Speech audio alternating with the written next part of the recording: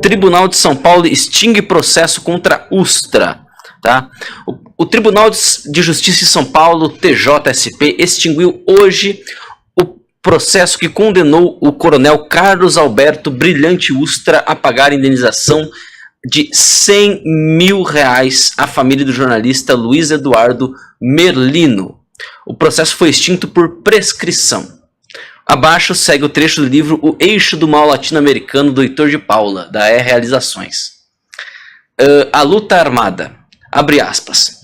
Pode-se fazer uma enormidade de coisas. Sequestrar, dinamitar, abater os chefes de polícia, depois continuar expropriando armas e dinheiro.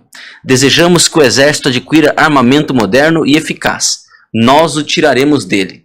Nós estamos ligados a OLAS, bem como a outras organizações revolucionárias do continente, e em particular as que nos países vizinhos lutam com a mesma perspectiva que nós.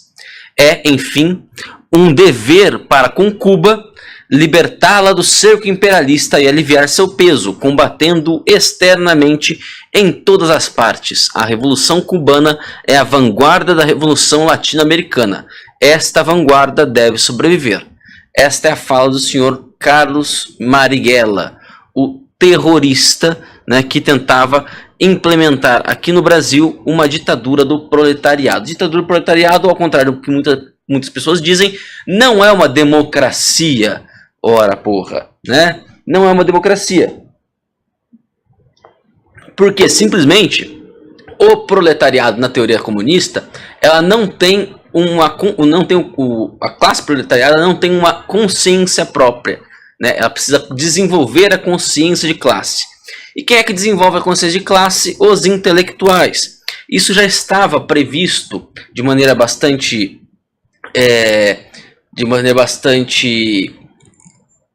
como é que fala quando você não está explícita, né? Já estava previsto de maneira bastante implícita na teoria marxista, né? Curiosamente, a única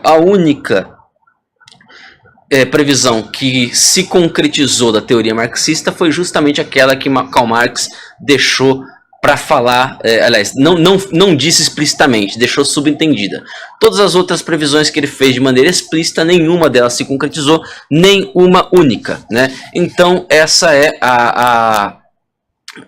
a perspectiva com que lutavam os revolucionários no Brasil. Ninguém lutava pela democracia, nego cagava para isso, porque afinal de contas a democracia é uma formalidade burguesa, né? O importante era lutar pela revolução, pela ditadura do proletariado, né?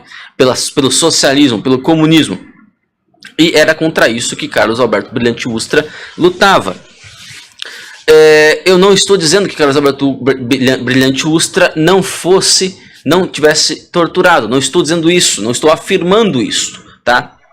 A única coisa que eu estou dizendo é que nós só podemos afirmar isso do senhor Alberto, do coronel Ustra, com base em depoimentos de pessoas que receberam gordas indenizações como anistiados, né? Isso em dezembro, em 1º de dezembro de 2017, né, o Gazeta do Povo noticiou que o gasto com essas indenizações já ultrapassavam 13 bilhões de reais.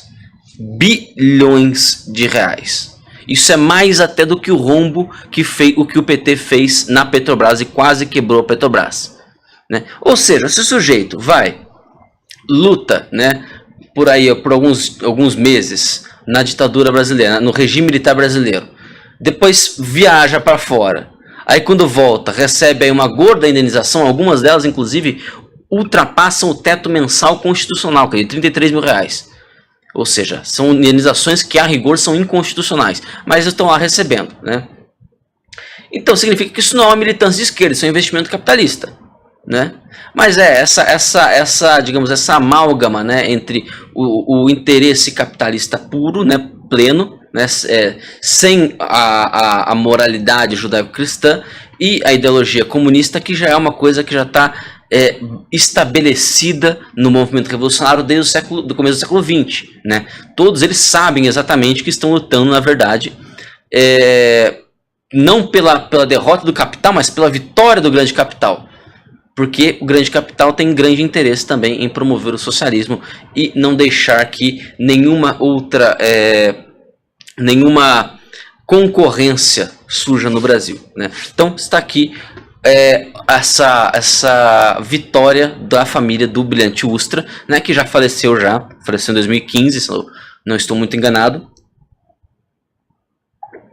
mas o processo ainda corria. Vale lembrar que o TJ não inocentou Ustra por ausência de provas, e vale lembrar também que quem o condenou na primeira instância, o condenou com base num blog de esquerda.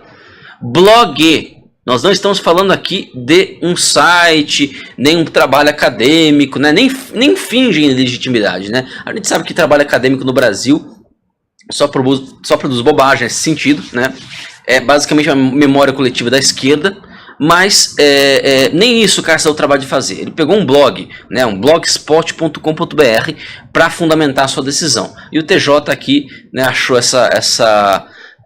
questão da prescrição e nem entrou no mérito. Eu não vou nem discutir essa questão, né? O cara já morreu, já foi há muito tanto tempo isso aí, então, né, tá extinta essa questão.